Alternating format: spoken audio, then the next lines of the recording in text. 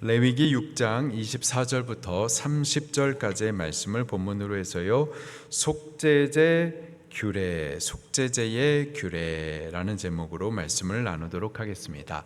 1장부터 5장까지 번제, 소제, 화목제, 속죄제, 속건제 등 5가지 제사에 대해서 가르쳐 주세요. 그리고 이어서 6장에서는 추가된 규례들을 또 기록하여 덧붙이고 있습니다. 백성이 이러한 제사들을 가르침 받은 대로 제물을 올려드리면은 그 다음에 제사장들이 그 제물로 어떻게 제사를 해야 될지 제사장들에게 주시는 추가적인 내용들입니다. 8절부터 13절까지는 번제의 추가적인 규례 2가지를 가르쳐 주시고요. 또 14절부터 23절까지는 소제에 대한 추가적인 규례 5가지를 가르쳐 주셨어요. 오늘 보면 24절부터 30절은 속죄제를 드릴 때 제사장이 어떻게 해야 될지 추가된 규례를 가르쳐 주십니다. 속죄제는 죄를 속하기 위하여서 드리는 제사이죠. 범죄한 사람에 따라서 제사장, 온 회중, 또 족장, 그리고 평민 중에 한 사람 등 이렇게 4가지로 구분해서 속죄 제사를 드릴 수가 있습니다. 이때 제사장이 지켜야 할 규례를 오늘 말씀을 해주고 계십니다. 한 3가지로 구분해서 살펴보도록 하겠습니다. 첫 번째로 제사장은 속죄제 제물을 번제 제물 바치는 곳에서 잡으라 말씀하세요. 24절, 25절 말씀입니다. 시작. 여호와께서 모세에게 말씀하여 이르시되 아론과 그 아들들에게 말하여 이르라. 속죄제의 규례는 이러하니라. 속죄제의 제물은 지극히 거룩하니 여호와 앞 번제물을 잡는 곳에서 그 속죄제 제물을 잡을 것이요. 아멘. 아론과 그 아들들 그들에게 말하라. 제사장들에게 하시는 규례입니다.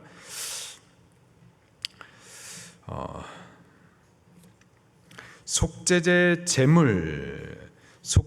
제물을 번제물 잡는 곳에서 바치라 말씀하세요. 속죄제 제물은 죄를 속하기 위하여서 범죄한 죄인을 대신해서 희생되는 짐승을 말합니다. 이는 죄인 우리의 죄를 지고 십자가에서 대신 죽으신 예수님을 예표를 해 주시죠. 예수님은 우리의 죄를 속하시기 위해서 속죄제 희생대물이 되어 십자가에서 대신 죽어 주셨습니다. 그 예수님의 죄 속하시는 사역을 예표해 주시는 제사가 이 속죄제예요. 제사장에게 명령하시기를 그 속죄제를 드릴 때 그 제물을 잡아야 되는데 번제 제물 잡는 곳에서 잡으라 명령을 하고 계세요. 번제 제물 잡는 곳이 어디죠? 번제단입니다. 그런데 이 속죄 제물을 번제 제물 잡는 곳, 곧 번제단에서 잡으라 이렇게 말씀하시기보다 번제 제물 잡는 곳에서 잡으라 이렇게 굳이 이렇게 말씀을 하신단 말이죠. 번제는 제물의 전부를 불살라 태워서 그 향기를 올려드리는 헌신을 상징을 합니다. 번제는 속죄제처럼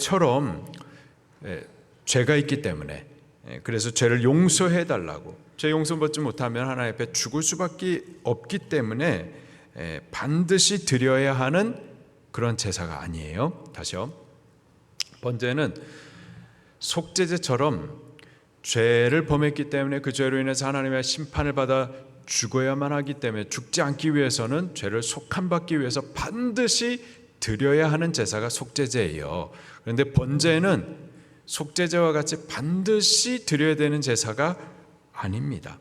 드리지 않아도 되는 제사이지만은 내가 헌신을 올려드리겠다라고 자원하여 드리는 제사가 번제입니다.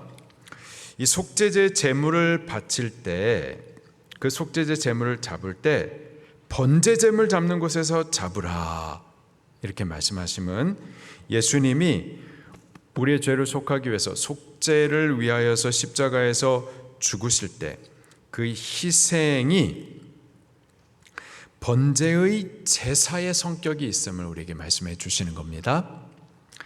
번제와 같이 자원함으로 드려진 것을 강조해 주시는 거예요. 예수님의 속죄 희생은 번제와 같이 자원함으로 된 겁니다. 그분이 원치 않은데 억지로 된 것이 아니에요.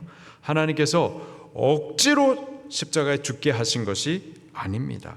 로마 군대가 강제로 예수님을 십자가에 못 박아 죽였기 때문에 예수님은 힘이 없어서 어쩔 수 없이 십자가에 못 박혀 죽으신 것이 아니라 번제 제물과 같이 예수님 스스로 자원함으로 그렇게 십자가에서 죽어주신 거예요. 자원함으로 드리신 헌신이었었던 겁니다. 예수님은 우리를 죄에서 건지시기 원하셔서 우리 죄 용서하시고 죄 저주에서부터 사망과 지옥에서부터 구원하시기를 간절히 원하셔서 스스로 자원함으로 속죄의 제물이 되어 십자가에 죽으신 겁니다. 지금도 예수님은 우리의 죄에 속하여 주시기를 원하세요. 우리 죄 용서함을 우리가 죄를 용서해달라 하나님 앞에 구할 때 예수님께서 어쩔 수 없어서 겨우 용서해 주시는 분이 아니십니다. 우리가 죄 용서함을 원하는 그 이상으로 그분이 우리의 죄 사하여 주시기를 더 원하세요. 더욱 원하셔서 당신의 생명을 내려주시기까지 용서해 주십니다. 누구라도 어떠한 죄라도 예수님 앞에 자복하고 회개하면 예수님은 기꺼이 기쁘게 우리 죄를 용서하십니다. 동의서에서 먼 것처럼 그 죄를 던져버리시고 다시 기억하지 않으세요. 거룩하게 세우시고 함께 교제하며 기뻐하시는 겁니다. 우리는 이 사실을 예수님이 이러한 죄 사하시기를 기뻐하시는 성품을 기억하셔야 돼요. 사실 우리가 회개하려 하면은 회개가 쉬운가요? 쉽지 않습니다. 방해가 많아요. 먼저는 우리 자신에 대해서 너무 실망스럽죠. 하나님을 실망케 해드린 것에 대해서 스스로 괴로움이 있고 하나님 앞에 그 죄를 들고 나오기가 면목이 없어요. 또 동시에 마귀도 정죄하고 참소합니다. 네가 지게 목사냐? 네가 지게 무슨 집사야? 너 지난번에도 똑같은 죄 지었잖아? 그때 회개하면서 하나님 앞에 다시 죄 안 짓겠다고 그렇게 결단하며 고백했었잖아. 그리고서는 똑같은 죄 범하고 나서 또다시 용서해 달라고? 이야, 참 뻔뻔하다. 그렇게 우리를 참소하고 정죄하죠. 그렇게 회개로 하나님 앞에 나오는 것이 여러 가지 방해가 있고 무겁고 그래서 포기하고 싶어질 때가 있습니다. 근데 우리 기억하셔야만 합니다. 이거는 마귀의 방해예요. 주님의 음성이 아닙니다. 주님은 우리 죄 사하기를 기뻐하시는 분이세요. 채찍에 맞으시고 희롱과 조소 받으시고 십자가에서 고통을 당하며 죽으시기까지 해서 우리의 죄를 사하시는 분, 그분이 바로 예수님이십니다. 우리가 어떤 죄인이라 하더라도 어떤 죄를 범했다 하더라도 우리 죄를 자복하고 회개하면 그분은 미쁘시고 의로우사 우리 죄 사하여 주시되 기뻐하시면서 기꺼이 사해 주심을 믿으시기를 바랍니다. 많은 사람들이 바로 이런 부분을 오해하는 거죠. 우리가 예수님 앞에 나아갈 때 혹은 예배할 때 우리의 선한 행위, 우리의 의, 그것을 들고 나아가야 주께서 혹 받으실까 이렇게 생각을 하는데 그렇지 않습니다. 물론 우리가 주를 위해서 믿음의 선한 싸움 싸우고 또 주를 위해서 살아드리는 그것을 주님께서 기쁘게 받으시죠. 예배로 흠양하십니다. 그러나 또한 우리가 실패한 것들, 범죄한 것들, 그것들을 예수님 앞에 가지고 나와서 용서를 구하는 것, 그것도 주께서 기쁘게 받아주십니다. 우리 죄를 들고 예수님 앞으로 나오십시다. 회개를 통해 예수님의 기쁨이 되기를 예수님 이름으로 축원합니다. 두 번째로 제사장이 지켜야 될 그 두 번째 규례는 속죄제 제물을 먹으라라고 또 말씀을 하세요. 26절 말씀입니다. 시작. 죄를 위하여 제사 드리는 제사장이 그것을 먹되 곧 회막들 거룩한 곳에서 먹을 것이며. 아멘. 속죄제 제물로 바쳐진 고기, 그 고기를 회막들 거룩한 곳에서 먹으라 라고 말씀을 하십니다. 여기 속죄제 제물로 바쳐진 고기는 그리스도의 고난당하신 몸을 상징을 해요. 속죄제 제사를 드린 후에 그 제물의 고기를 먹는 것은 죄사함 받은 후에 예수 그리스도를 먹고 마시는 그분과 영적인 교제함을 의미합니다. 속죄제 고기를 먹음으로 그 고기가 내 안에 들어오는 것처럼, 그리고 소화 과정을 통하여서 그 고기가 나의 살이 되어지고 또 피가 되어지고 내가 되어지는 것처럼 연합되어지는 것을 의미합니다. 예수님은 우리의 죄 사하기를 원하시고 그것만이 아니라 더 나아가서 우리 안에 들어와 우리와 영적인 교제 갖기를 원하세요. 우리와 영적인 연합을 이루기를 원하십니다. 이 제물의 고기를 제사장이 어디서 먹을까요? 회막들에서 먹으라 말씀을 하고 계세요. 회막들, 이곳은 하나님이 당신의 백성 중에 거하는 곳, 하나님의 임재가 나타나는 거룩한 곳이죠. 영적인 의미로 성전 생활을 의미하는 겁니다. 바로 거기서 속죄제 고기를 먹으라라고 말씀을 하세요. 바로 거기서만 속죄제 고기를 먹을 수가 있는 거죠. 예수님은 우리 죄를 사해 주시기를 기뻐하시고 또 죄사함 받은 우리와 영적인 교제를 갖기를 원하십니다. 근데 그 영적인 교제를 어디에서 이룰 수가 있느냐? 회막들 안에서 이룰 수가 있는 거죠. 성전 생활을 통하여서 영적인 교제를 이루어 갈 수가 있는 겁니다. 우리가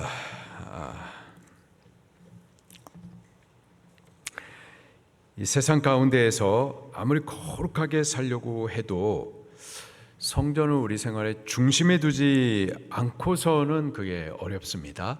불가능합니다. 회막을 떠난다 해서 교회와 자꾸 멀어진다, 예배를 하나씩 포기한다, 그럼 분명해요. 그리스도와의 영적인 교제가 무너져가고 있는 겁니다.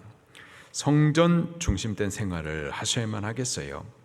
아무리 신앙생활 혼자서 잘 해보겠다 하더라도요, 그 생활의 중심을 우리 교회에 두지 않고서는 즉시 메말라져 가게 되는 겁니다. 즉시라는 단어를 제가 지금 강조를 하고 있는데요, 영적인 거는 그렇게 즉시 메마를 정도로 아주 예민해요. 민감합니다. 어제 은혜를 체험하며 천국에 있는 것 같아도 우리가 이 회막을 떠나고 교회를 떠나고 예배를 빼앗기면 즉시 또 어두워지기 시작합니다. 우리가 여름 내내 성경학교 또 수련회 하는 등 그동안에 은혜도 많이 받고 눈물 많이 흘리고 또 주를 향해서 우리의 헌신을 고백하면서 그렇게 은혜를 체험했었어도 회막을 벗어나면은요, 회막을 벗어나서 주님과의 영적인 교제, 고기를 먹고 또 주님을 내 안에 모시는 그런 영적인 교제가 끊어지면 곧바로 은혜도 말라지게 됩니다. 네팔 선교하면서 막 가슴 벅찬 찬양, 뜨거운 눈물을 흘렸다 하더라도 교회에서 멀어지고 예배를 놓치다 보면 금세 이런 은혜가 옛날 이야기가 돼버려져요. 제사장은 그것을 먹되 회막들 거룩한 곳에서 먹을 것이며, 우리가 성전 생활하는 동안에만 그리스도와의 교제를 이룰 수가 있겠습니다. 우리 더욱 성전 중심된 생활을 통하여서 주님과 더 깊어지는 영적인 교제들을 계속 이루어 갈 수 있기를 예수님 이름으로 축원합니다. 속죄 제사, 그 이후에 속죄 제물을 먹는 것처럼 죄사함 받은 은혜 그 이상으로 하나님과의 친밀한 교제를 나아가셔야 되겠어요. 이를 위해 더욱 성전 생활 해나갈 수 있기를 예수님 이름으로 축원합니다. 마지막 세 번째 규례는요, 그 속죄 제사 드리는 동안에 피와 고기가 닿은 물건들, 그것들에 대한 추가적인 규례를 말씀을 하세요. 27절과 28절 말씀입니다. 시작. 그 고기에 접촉하는 모든 자는 거룩할 것이며 그 피가 어떤 곳에든지 묻었으면 묻은 그것을 거룩한 곳에서 빨 것이요, 그 고기를 토기에 삶았으면 그 고기를 깨뜨릴 것이요, 유기에 삶았으면 그 그릇을 닦고 물에 씻을 것이며. 아멘. 세 가지를 말씀을 해주고 계세요. 첫 번째로 속죄제 희생의 피가 묻은 옷, 그 옷을 빨아야 되는데 아무 데서나 빨면 안 되고 거룩한 곳에서 빨라 말씀하십니다. 옷에 묻은 피, 그 피는요 거룩한 피이고요, 그것이 속된 것으로 빠는 동안에 속된 것으로 흘러가지 않도록 하라라는 뜻입니다. 묻어있는 피, 그것도 소홀히 해서 속된 곳에 흘러가지 않도록 그렇게 하라. 두 번째, 속죄 희생의 고기를 토기에 삶았으면 그러면 그 토기를 깨뜨려라 말씀하세요. 이는 그 고기와 피가 그 토기에 배이는 거죠. 그리고 그 배어있는 토기에 다른 것을 삶으면 또 섞이게 되기 때문입니다.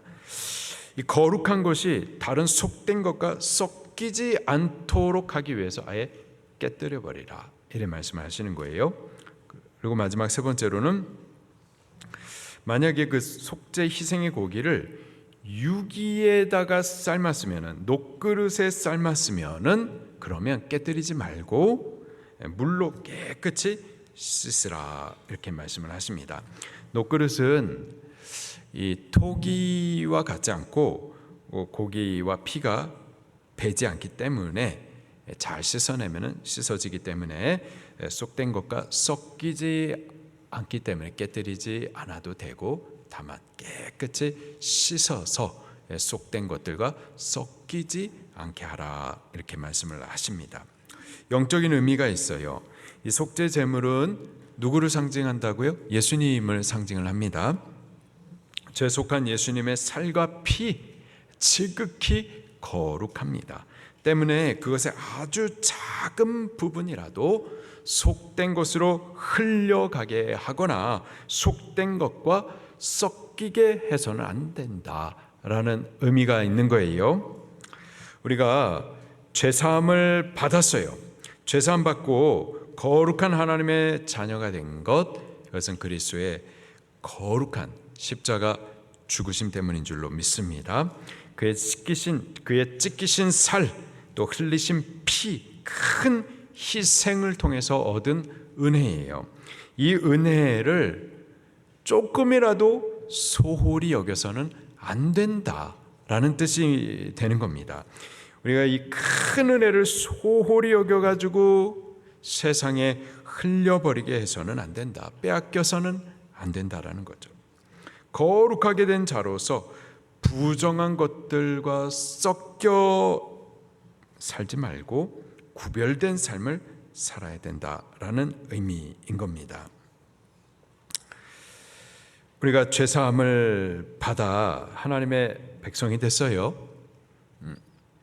하나님이 거룩하니 우리도 이제는 거룩하셔야만 하는 겁니다. 세상으로부터 거룩한 백성으로 구별됐기에 하나님 앞에 성별된 삶을 살기 시작해야만 하겠습니다. 그리스도의 피에 은혜로 죄사함을 받았기에 이제는 다시 죄에 섞여 사는 삶을 살아서는 안 되는 거죠. 요한복음 5장 14절에 예수님께서 38년 된 병자를 고쳐주셨습니다. 질병으로부터 자유케 하신 거예요. 깨끗하게 거룩하게 하셨습니다.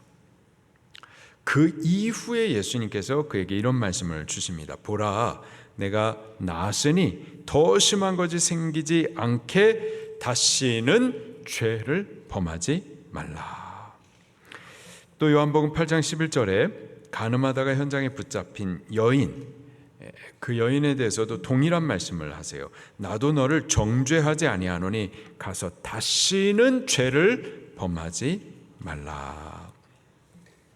죄사함을 받은 이후에는요, 우리가 거룩하게 됨을 받은 이후에는, 그리스도의 피의 은혜를 입은 이후에는 다시는 죄에 섞여서는 안 되겠습니다.